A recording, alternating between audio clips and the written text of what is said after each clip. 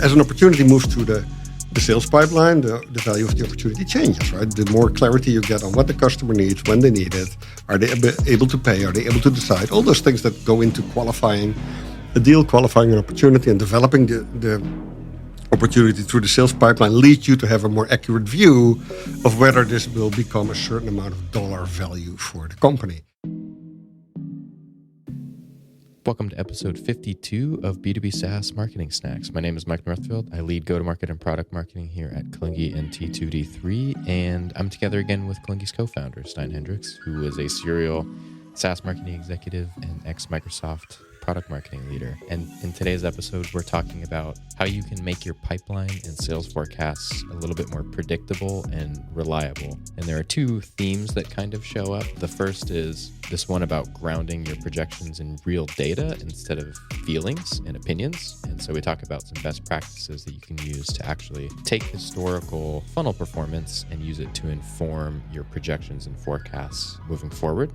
So we talk about that. And then the second theme is maintaining discrete, specific, and concrete deal stages in your pipeline. And there's a lot of specific scenarios that we talk about there, and kind of some decision-making logic that we get into about how you can actually design those stages so that they are as predictable as possible and as consistent as possible. So you're comparing apples to apples when you're actually analyzing your sales performance and funnel data. I dropped in a few links into the show notes that will take you to a couple of things. One is an actual template to help you set up and define your lifecycle stages in the way that we're talking about here. So it'll help your marketing and sales team get aligned on the top of funnel. So lead, MQL to SQL, the kind of like conversion into the opportunity stages. And then it also will help you define the exit entry criteria for the actual opportunity stages once you're in the sales pipeline as well. So there's a template that you can use to individualize it for yourself.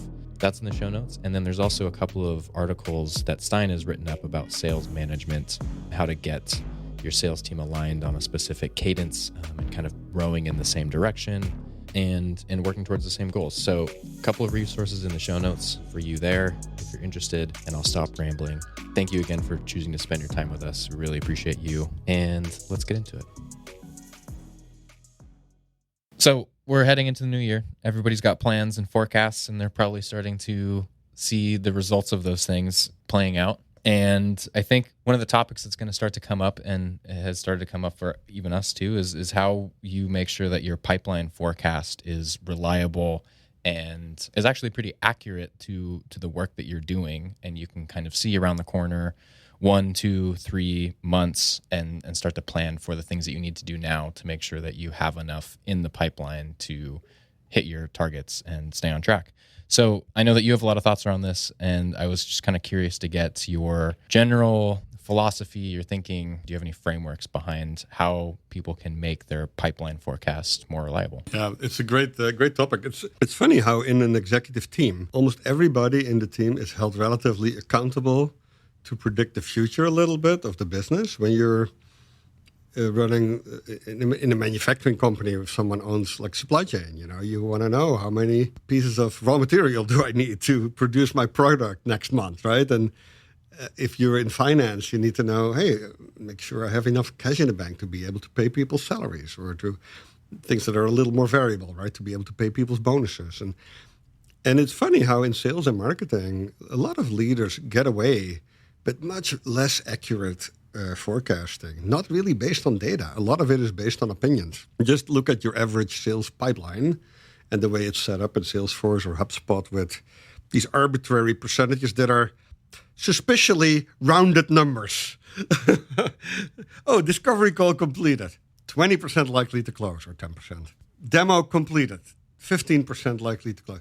Very unlikely that it is an exact round number like that is accurately predicting what the value is. As an opportunity moves through the sales pipeline, the value of the opportunity changes, right? The more clarity you get on what the customer needs, when they need it, are they able to pay, are they able to decide, all those things that go into qualifying a deal, qualifying an opportunity, and developing the opportunity through the sales pipeline leads you to have a more accurate view of whether this will become a certain amount of dollar value for the company. And the reality is that in your CRM system, if you've been in business, let's say more than 3 months, you have actual data. You know exactly if 20 deals made it to a demo, how many of those became a customer? Maybe it's 2, right? That means 10% conversion rate, right? Of your demos delivered became customers. And you can literally calculate that for each stage of the funnel.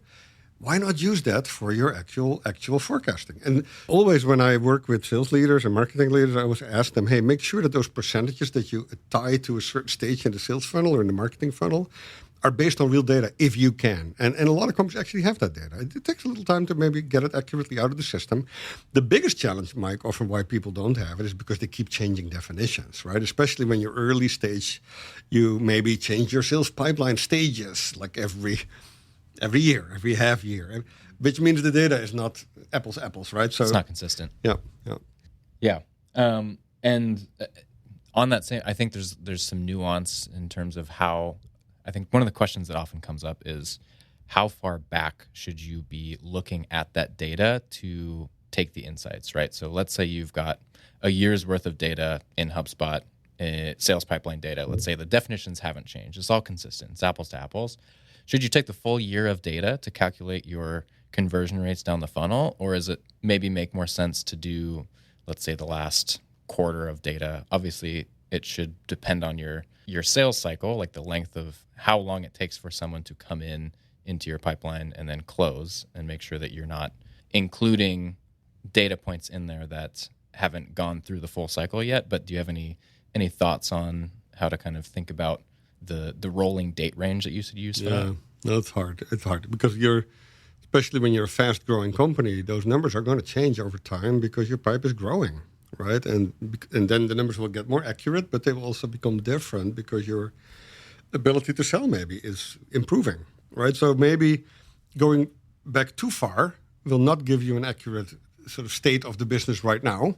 If you go back 3 years, maybe that first year of those 3 was really different from what you're doing today. So maybe a year, is enough. Of course, the data set has to be big enough for it to be meaningful. If you've only had 4 or 5 deals close in that year period, then it's probably not large. So then you may have to get 2 years worth of data just to get some significant data volume. But I think that's kind of that's where feeling and gut feel comes into it a little bit. But use more data, use as much data as possible, use more data than you need for it to start feeling mathematically significant, but not so much that you're kind of predicting the future based on a past that is really behind you, that is not really reflecting where you are today. Sure, it's not relevant anymore. Yeah. And to your point about, I think, making sure that the funnel stages are apples to apples, right? I think this often happens when you have any change in who's leading marketing or leading sales. That typically is when the sales funnel stages tend to change definition or how they're calculated. You just make one change to a filter and suddenly all of your numbers the are data different. is not relevant anymore. Yeah. Do you have any thoughts on how people can keep the data clean and prevent stages from changing? Like, what's any advice on how to keep it consistent? Do it right the first time. Fair. It's not rocket science, right? There's a couple of best practices in how do you organize the sales funnel stages. Don't have too many stages. Have only stages that are meaningful, that give you a meaningful change in the state of a deal or an opportunity. Deal is what HubSpot calls an opportunity, and then in Salesforce it's usually opportunities. So when you have a stage that is going from like 16% likelihood to close to 17% likelihood to close, maybe that's not really needed, right? So just be thoughtful, and how many do you need? 5 to 10, somewhere in between that probably. What you see when you have more than 10 stages or more than 8, 9 is that people may have created stages that are actually meant to do something different that you may not have to do in your sales funnel. Things like having a parking lot where you put opportunities that are not moving along anymore. You don't want them to pollute your funnel too much, so they create a separate stage that is kind of, they didn't show up for the call, but maybe at some point they will, and you have a separate stage that says, didn't show up for the discovery call. That's not a sales funnel stage. That's that's a property that you use to do nurturing, to do follow-up, etc. But so that's sometimes a reason why you see too many stages. Another one could be, so it's like an activity mistaken for a stage. And the other one is that there's a lot of granularity because people maybe want to track things at a very granular level that you really should track in your notes or in your activities as well. I think just keeping it to a limited number is one. Second, I think best practice is to make sure that they are very discrete. Like the way you define a stage is really, there's only a 0 or a 1, probability of whether an opportunity should be in that stage or not, right? The demo completed language is better than demoing. We are demoing to this. No, you're not demoing. You either have the demo completed or not. You have presented the proposal or not. And sometimes you see these stages that are called proposal preparation or something like that, right? Which is really not that helpful because you don't know what that actually means. Right. They're pretty mushy as opposed to having really clear milestones, like their threshold that somebody passes through or a deal passes through, and then you move on to the next threshold. And then, in most CRM systems, you can even make that those mandatory, let's call them checks, right? You have to move from stage, let's say, discovery call completed to goal setting call completed. You need to actually fill out 4 or 5 different properties at the deal level or opportunity level, right? If you don't have an amount for the deal filled in, maybe you cannot move beyond goal setting call completed, right? Because you better know right now with relative accuracy, what the size of this opportunity is likely to be, right? So that can help you get it right early on so you don't have to keep changing. Yeah, I think one example of that maybe is something that you've brought up in the past, which is like having, if you install MEDPIC in your sales process, having certain discovery of different components of that acronym at different stages being a requirement to go past that point. Yeah, MEDPIC is very powerful. MEDPIC does 2 things. MEDPIC it's kind of a qualification methodology. It's also a methodology that helps you train and develop the capabilities of your sales team. There's many things you can do with MEDPIC. But one of the things you could do is to say, hey, one of these letters is, for example, the paper process, or another one is decision criteria, right? You could make some of the sub-questions that are behind those letters mandatory, right? Do you know what are going to be the key decision criteria for this prospect, right? One could be, does it fit a certain budget, right? Or is it adhering to a certain, let's say, an IT standard? Or all those things could help you create those gates, if you will, those properties that have to be set for the opportunity to move from one stage to another. The very clear ones that usually come early in the funnel is the economic buyer identified, right? The E in MEDPIC. Or do you know what the competition is? Who are you competing with? That's literally a yes-no question that could make it possible for you to move from, because can you actually present a proposal unless you know who the competition is, right? And so there's these things that you can really use from MEDPIC to make it possible to make those gates. There's one tricky thing with that, Mike. Some of these things, a funnel can never move backwards, right? Once you've presented the proposal, once you've delivered the demo, you cannot unpresent the proposal. You cannot So we've talked about this in the past, that a funnel is a one-way street. The problem with some of these attributes that you can use as gatekeepers is that those actually can move backwards, right? If you've identified your maker early in the sales process, if that person leaves the company and you're still working on this opportunity might be later in the sales funnel now, you've presented the proposal, you may have even, have a quote that was presented and sent to them, but it hasn't been signed yet. And now the person who you thought was going to sign the quote leaves the company, right? Okay, what happens now? You cannot unpresent the quote, you cannot undo the demo, unpresent the proposal. So things don't move back in the funnel. But the weight factor, the likelihood of disclosing has definitely changed. Now that the person who was going to sign that quote actually is no longer there. But it has to become kind of either a disqualifier of the opportunity you basically say, hey, we lost this opportunity because we don't know actually if someone's actually going to be able to sign this. Then it just goes back to the early stages of the funnel as a new opportunity that now has to go through and it can go through those gates very quickly, because if all those other things are still true, right? You know what their pain points are, you know what the metrics are they're going to measure for success, you understand the decision criteria. If all those things are still true, you could move it very quickly, but it's a new opportunity, right? So you don't pollute your data. Move it quickly, and it may not go as far as quote presented, because you cannot present the quote unless you know who the new economic buyer is. But that's kind of how you do that.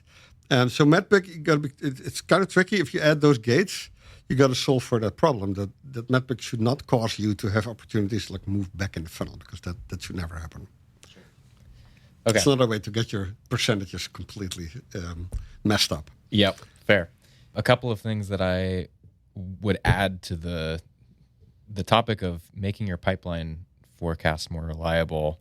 One is, like, I think just general discipline in terms of data hygiene, filling in information that helps you analyze retroactively if companies were a good fit, or look for patterns in the companies that are raising their hands to get a demo or talk to you. I think it's one thing that, I don't mean this to be reductive, it's just an observation, but many sales folks tend to be coin operated, and they tend to... Lazy. I know the word you were looking for. Your words. And they... The best ones are the laziest. Sure, yeah. It's the path of least resistance. How can I do as little as possible to, get as many deals in the door? And in many cases, that means not being really diligent with filling in extraneous or like extra information. So even simple things like, what's the company's headcount? What's the revenue size? Busy work. How many people are on their marketing team? Do they have a marketing leader? Those types of things that maybe you use to define your ICP and will be helpful to look back in the future. Like, what is the information that you wish you would have had 3 months down the road?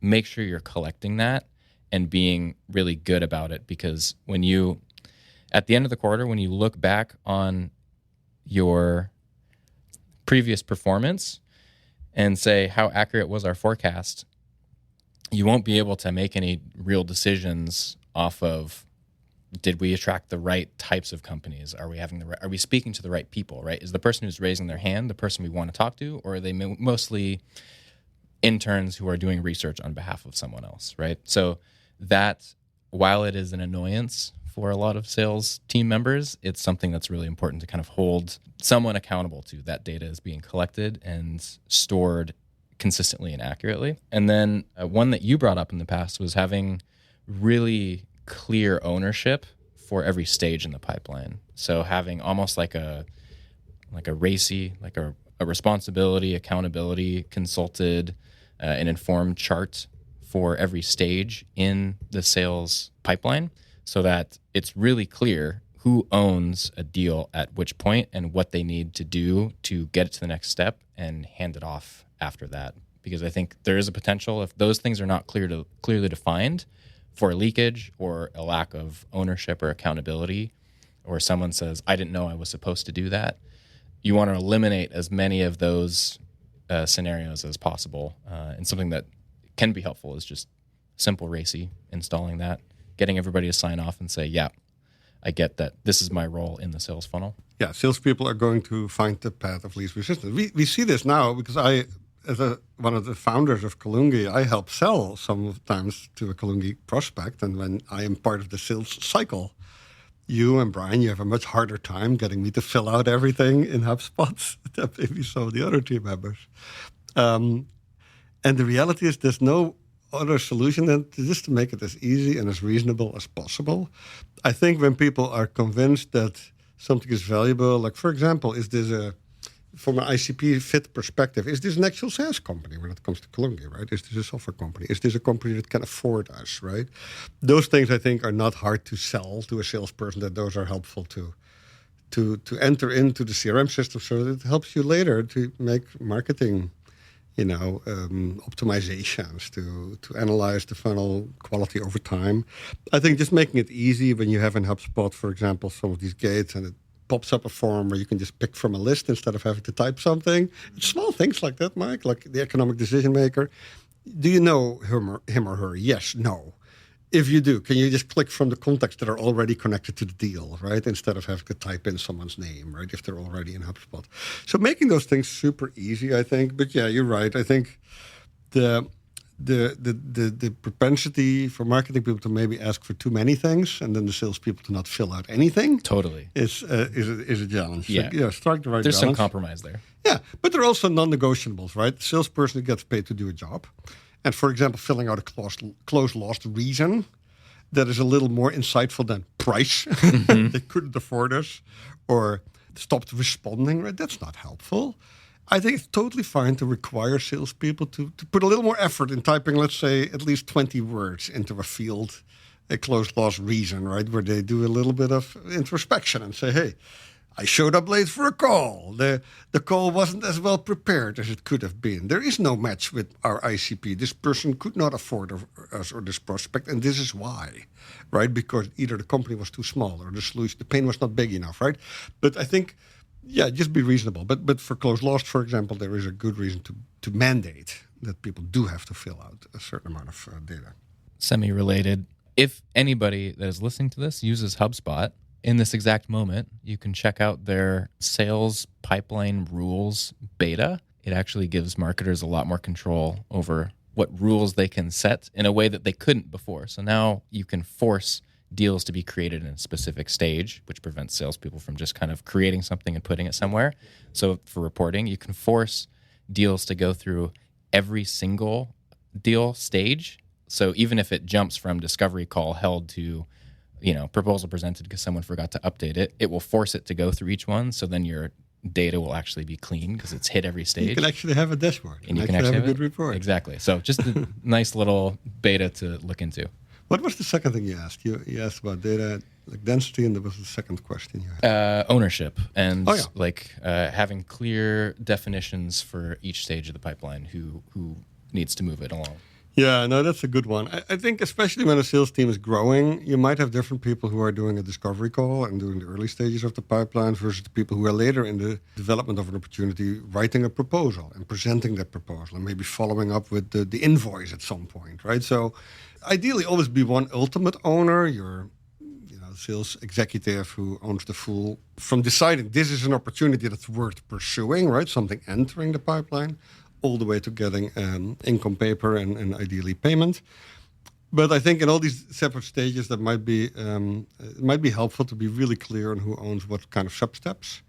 And then make sure that there's plenty of follow-up, that there are triggers if things get stuck, right? If things don't move for a week, 2 weeks, time kills deals, right? So I hate when I see, it's funny when you do a data dump of a pipeline, and you have kind of three shapes, right? You have the typical funnel that is really a funnel. It's big at the start, and then it gets smaller over time, like later in the funnel.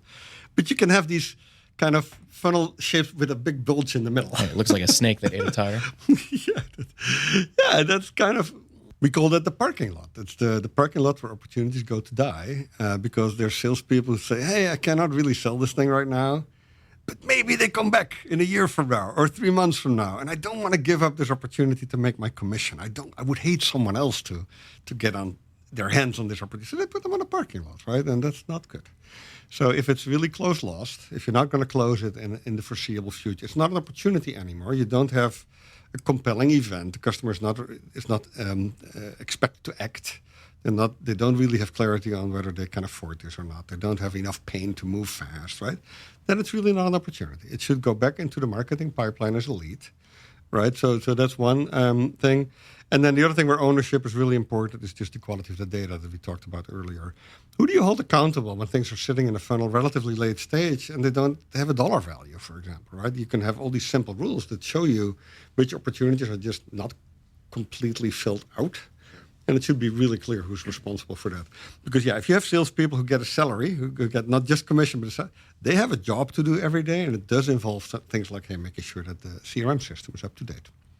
And I would even argue deals tend to sit also at the very early stages of the sales pipeline, and that often happens when there's a poor definition of like what to your point, what actually constitutes a real opportunity that is worth a salesperson engaging in a conversation with, instead of it being like, an MQL is not somebody who filled out a form to download an ebook. An MQL, at least for us, we've defined it as somebody who has actually booked a meeting on someone wants to talk to you on a calendar, right? They fill out a form, they booked a meeting. That is an MQL. It's the discovery call.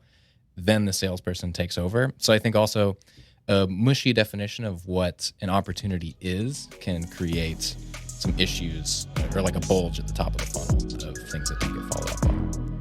Cool. Thank you.